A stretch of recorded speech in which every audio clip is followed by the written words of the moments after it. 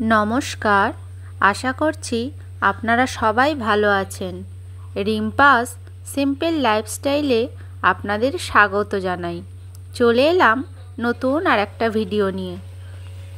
সকালের সমস্ত বাসি কাজ সেরে চলে এলাম ঠাকুর ঘরে পূজা করতে। সকাল সকাল পূজাটা করে নিলে মনটা খুব ভালো লাগে, মনে একটা আলাদা শান্তিই কাজ করে। ফুল তোলা হয়ে গিয়েছে, আজকের বেশ অনেকগুলোই ফুল ফুটেছে, তবে জবা ফুল এখন খুব একটা ফুটছে না। আর এই দেখুন, আপনার সঙ্গে কথা বলতে বলতে আমার পূজা করা হয়ে গেল। আর ঠাকুর ঘরের এই তুলসী গাছটা ভালোই কিন্তু বেড়ে উঠছে। আর এইদিকেও আমার সমস্ত কিছু পূজা কমপ্লিট। এবার যাব রান্না করতে, মেয়ের স্কুল আছে। এটা হলো দুপুরবেলা খুব মেঘ করে এসে প্রচুর জোরে জোরে ঝমঝম করে বৃষ্টি হয়েছে অনেকক্ষণ থেকে, সেটাই একটু ভিডিও করলাম। আর দূরের ওই পুকুরটা এত সুন্দর দেখতে লাগছে কি বলবো। চারিদিকে ছই বন আর তার মাঝে একটা পুকুর, আর ঝমঝমিয়ে বৃষ্টি হচ্ছে। বৃষ্টির জলে দূরের পরিবেশটা অনেক সুন্দর দেখতে লাগছে। এই জায়গাটা কিন্তু আগে এরকম জঙ্গল ছিল না, ফাঁকাই ছিল। আর এখন হচ্ছে বিকেলবেলা, একটু নিরামিষ তরকারি রান্না করব, পটল আলুর তরকারি। তারই জোগাড় করে নিয়ে তরকারিটা বসিয়েও দিলাম। এখানে পটল ভাজতে শুরু করে দিয়েছি। অনেক দিন হলো পটল আলুর তরকারি করা হয় না, তাই ভাবলাম আজ একটু পটল আলুর তরকারি করি। পটলগুলো ভেজে নিয়ে এদিকে আলুটাকেও ভাজতে বসিয়ে দিয়েছি। আলুটাকে ভালো করে লাল লাল করে ভেজে নিয়ে তারপরে মশলা দিয়ে ভালো করে কষাবো। এটা নিরামিষ রান্না, শুধু আদা জিরে গরম মশলা এসবই দেব। পটল আলুর এই নিরামিষ তরকারিটা খেতে আমরা সবাই খুব ভালোবাসি। আর এই এখন তো কচি কচি পটল, তাই বিশেষ দানাও নেই, তাই পটলগুলো খেতেও কিন্তু বেশ ভালো লাগে।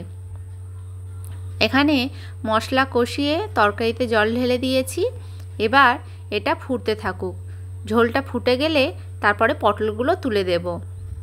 এখন ইন্ডাকশানের জোরটা একটু বাড়িয়ে দেব, যাতে তাড়াতাড়ি করে ঝোলটা ফুটে ওঠে।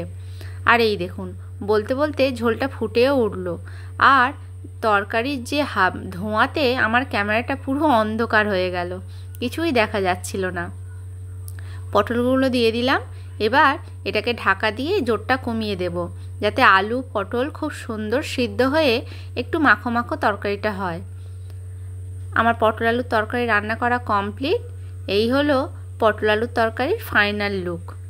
কেমন হয়েছে জানাবেন কিন্তু। একটু ঝোল ঝোল রেখেছি, যেহেতু মুড়ি দিয়ে খাওয়া হবে তো তাই। আর এটা হলো পরের দিনে বসিয়ে দিয়েছি অনেকক্ষণ। কুমড়ো চিচিঙে চচ্চড়ি করেছিলাম, মেয়ে খেয়ে চলে গেল ডিম সিদ্ধ দিয়ে।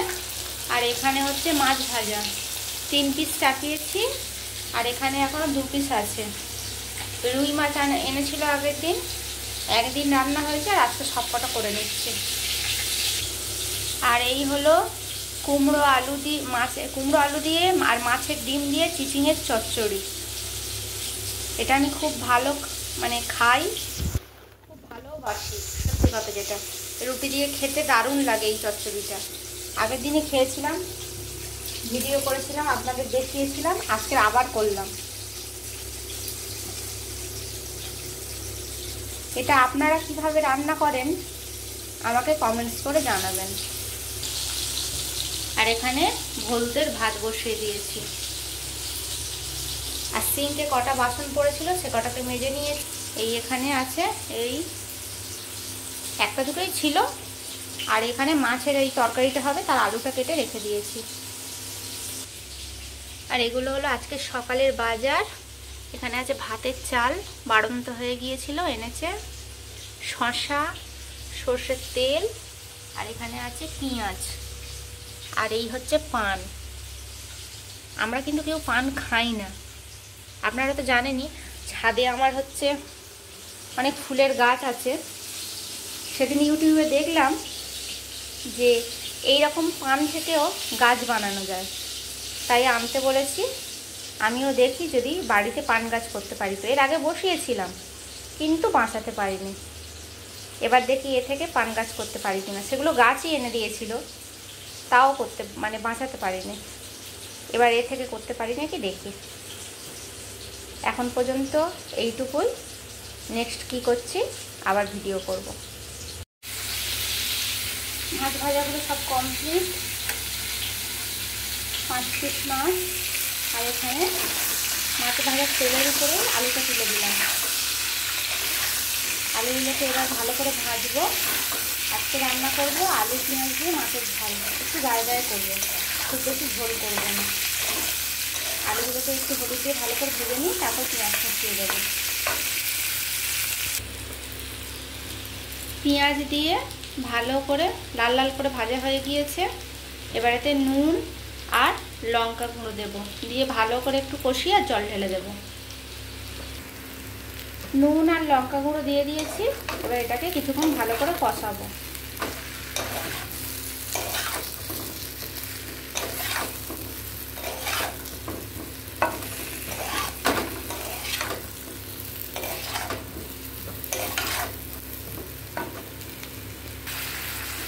অল্প একটু জল ঢেলে দিলাম, নাহলে মশলাটা পুড়ে যাবে। তো দিয়ে এবার এটাকে আরেকটু কিছুক্ষণ ভালো করে নাড়াচাড়া করে নেব, নিয়ে তারপর জল ঢেলে দেবো। আজকের এই 2 রকমই রান্না। আমাদের বেশিরভাগ দিন 2 রকমই হয়, বেশি হাবজি গাবজি তো কেউ খেতে চায় না। একটা চচ্চড়ি, আর মাছ হলে মাছ, ডিম হলে ডিম, যেদিন যেরকম হয়।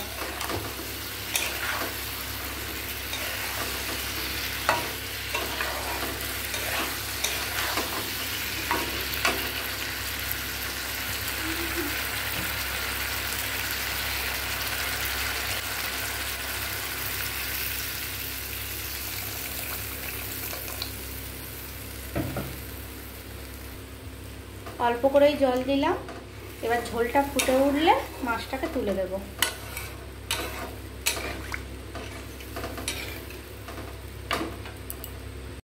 তরকারিটা বসিয়ে দিয়ে চলে এলাম ঘরটা ঝাঁট দিতে। বারান্দা থেকে ঝাঁটটা দেওয়া শুরু করলাম।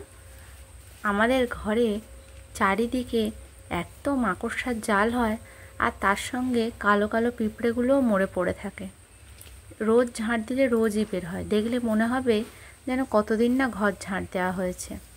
আর এখানটায় মেয়ে পড়তে বসে, কাগজের কুঁটো করে আর রেখে দিয়েছে, সেগুলোকেই সব ভালো করে ঝাঁট দিয়ে দিচ্ছি। আর ওদিকে তরকারিটা বসিয়ে দিলাম। তো এবার ওটা ফুটে গিয়েছিল, ওটাকে স্টিম করে দিয়ে ভাবলাম যে বসে থাকবো না, ঘরটা ঝাঁট দিয়ে দিই। আর এই দেখুন, এখানটায় 2টো মানি প্ল্যান্টের ডাল দিয়েছিলাম, খুব সুন্দর হয়েছে। আর একটা বোতলে করেও বসিয়েছিলাম। গাছগুলো যে এত ভালো বাড়বে আমি ভাবিনি, দেখে এত ভালো লাগছে যে কি বলবো, একদম সবুজ হয়ে গিয়েছে।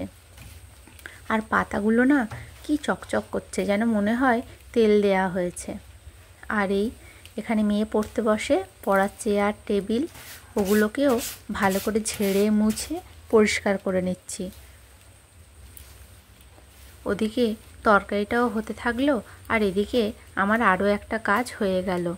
আর এই কদিন তো এত বৃষ্টি হচ্ছে যে কি বলবো। রথযাত্রা চলে গিয়েছে, কিন্তু যেহেতু বর্ষাকাল তো তাই ভালোই বৃষ্টি হচ্ছে। আর যখন হচ্ছে জোরে জোরে তো হচ্ছেই, আর ধীরে ধীরে বৃষ্টিটা হলে সেটাও অনেকক্ষণ থেকে হচ্ছে। আর বাইরে ভদুরা খেলা করছে, আর আমি আমার কাজ সারছি, আর ওদেরকে একবার করে দেখছি। আর ওরাও আওয়াজ হচ্ছে দেখে চংমং করে করে দেখছে যে কোথা থেকে আওয়াজটা হচ্ছে। বারান্দাটা ঝাঁট দেওয়া হয়ে গেল। এবার ঘরগুলোকে ঝটাপট করে ঝাঁট দিয়ে দিই, তারপর মাছগুলোকে তুলে দেব। মাছগুলো ঝোলের মধ্যে ভালো অনেকক্ষণ ধরে যদি ফোটে না, তাহলে মাছগুলোও বেশ নরম হয়ে যায়, আর ঝোলটারও কিন্তু ভালোই স্বাদ হয়। তাই আমি মাছগুলোকে অনেকক্ষণ থেকেই ঝোলে ফোটাই। আর এখানে সেই একই নোংরা ধুলো, সেই একই কথা বলি, শুধু মনে মনে ভাবি কোথা থেকে আসে যে এত ধুলো, তা কে জানে।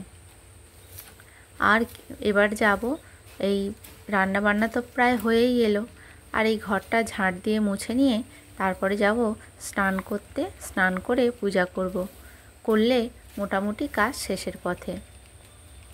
তারপরে তো খাওয়া দাওয়া থাকে, আর তেমন কোনো কাজ থাকেই না। আর এই দেখুন, শুধু বারান্দাটা ঝাঁট দিয়েই কতটা নোংরা বের হলো। এখনও ঘরগুলো ঝাঁট দিলে না জানি আরও কত বের হবে। আমার রান্না কমপ্লিট। এই হলো মাছের ঝালের ফাইনাল লুক।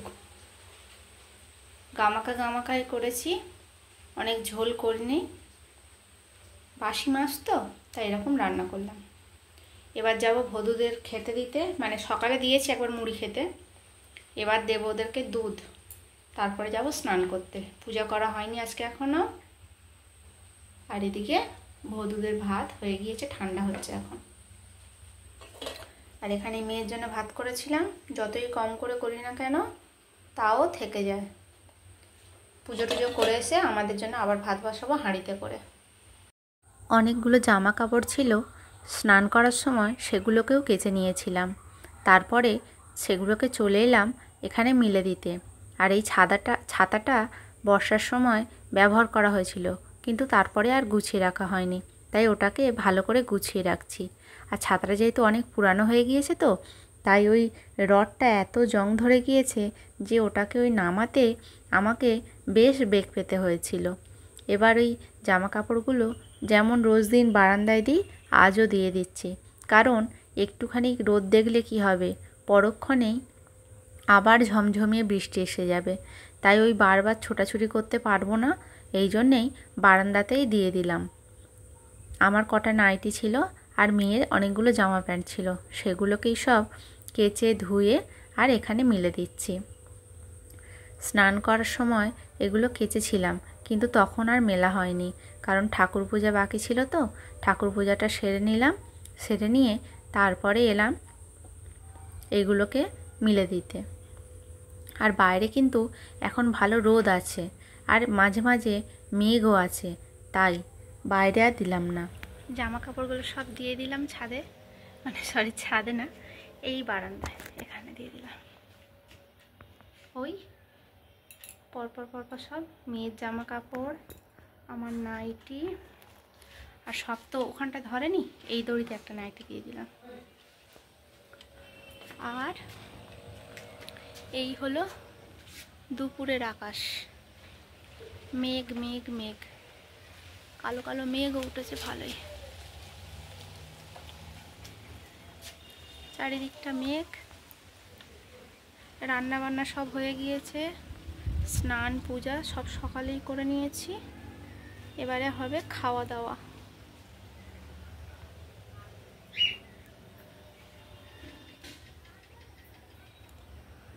বিকেলবেলা এসেছিলাম ছাদে একটু গাছপালাগুলো দেখাশোনা করার জন্যে, কোনটা কেমন আছে কি বৃত্তান্ত। আর অনেকগুলো নতুন ডালও পুঁতেছিলাম, কিন্তু ছাদে এসে আমি তো অবাক। আকাশটা দেখুন কি সুন্দর দেখতে লাগছে, কিন্তু আবার এদিকটায় দেখুন আর একটা ভালো জিনিস, এই ড্রাগন ফলটা পেকে গিয়েছে। দেখে আমার এত আনন্দ হচ্ছিল যে কি বলবো। আর আরও কত কুড়ি এসেছে। এই গাছটা অনেক দিনের বসানো, কিন্তু খুব সময় নিয়েই ফল এলো, কারণ আমি চাইছিলাম গাছটা একটু সুন্দর করে বেড়ে উঠুক, তারপর এটা থেকে ফল নেব। আজ আসি, আবার আসবো নতুন একটা ভিডিও নিয়ে।